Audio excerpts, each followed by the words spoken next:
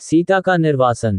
प्रातःकाल बड़े उदास मन से लक्ष्मण ने सुमंत से सुंदर घोड़ों से युक्त रथ लाने के लिए कहा। उसमें सीता जी के लिए एक सुरम्य आसन लगाने का भी आदेश दिया।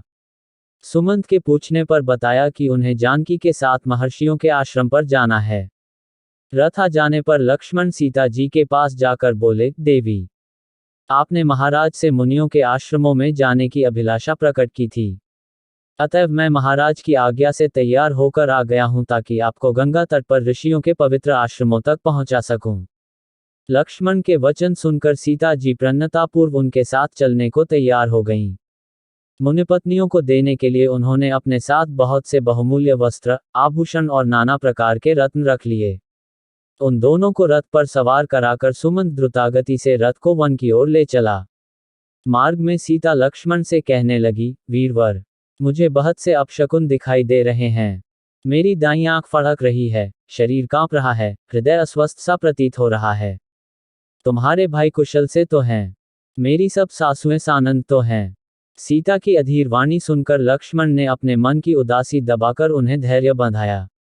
गोमती के तट पर पहुंचकर एक आश्रम में उन्होंने रात व्यतीत की।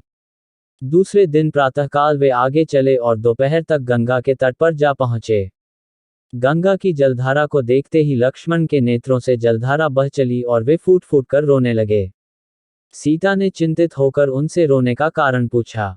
लक्ष्मण ने उनके प्रश्न का कोई उत्तर नहीं दिया और रथ से उतर नौक पर सवार हो सीता सहित गंगा के दूसरे तट पर जा पहुंचे। गंगा के उस तट पर नौक से उतर लक्ष्मण सीता से हाथ जोड़कर बोले, देवी, आज मुझे बड़े भैया ने वह कार्य सौंपा है जिससे सारे लोक में मेरी भारी निंदा होगी। मुझे यह बताते हुए भारी पीड़ा हो रही है कि अयोध्या में आपके लंका प्रवास की बात को लेकर भारी अपवाद फैल गया है। इससे अत्यंत दुखी होकर महाराज राम ने आपका परित्याग कर दिया है और मुझे आपको यहाँ गंगा तट पर छोड़ जाने का आदेश दिया है। वैसे यह स्थान सर्वथा निरापद है क्योंकि यहाँ महायशस्वी ब्रह्मर्षि वाल्मीकि जी का आश्रम है। आप यहाँ उपवास परायण आदि करती हुई धार्मिक जीवन व्यतीत करें। लक्ष्मण के ये कठोर वचन सुनकर जनकनंदिनी को ऐसा आघात लगा कि वे मूर्छित होकर पृथ्वी पर गिर पड़ी। फिर चेतना आने पर बोली, लक्ष्मण, क्या विधाता ने मुझे जीवन पर्यंत दैक भोगने के लिए ही उत्पन्न किया है? पहले मुझे राघव से अलग होकर लंका में रहना पड़ा और अब उन्होंने मुझे सदा के लिए त्याग दिया। लक्ष्मण, मेरी समझ में यह नहीं आता कि यदि मुनिजन मुझसे यह पूछेंगे कि तुम्हें श्री राम ने किस अपराध के कारण त्यागा है तो मैं उन्हें क्या उत्तर दूंगी। मेरी सबसे बड़ी विडंबना यह है कि मैं गंगाजी में डूबकर अपने प्राण भी विसर्जन नहीं कर सकती, क्योंकि ऐसा करने से मेरे पति का राजवंश नष्ट हो जाएगा।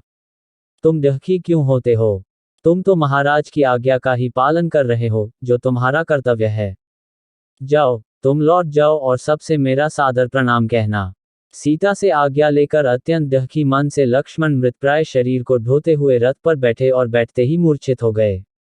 मूर्छा दूर होने पर वे फिर आंसू बहाने लगे। उधर सीता विलाप करती हुई चीत्कार करने लगी। दो मुनिकुमारों ने सीता को इस प्रकार विलाप करते देखा तो उन्होंने ब्रह्मर्षि वाल्मीकि के पास जाकर इसका वर्णन किया।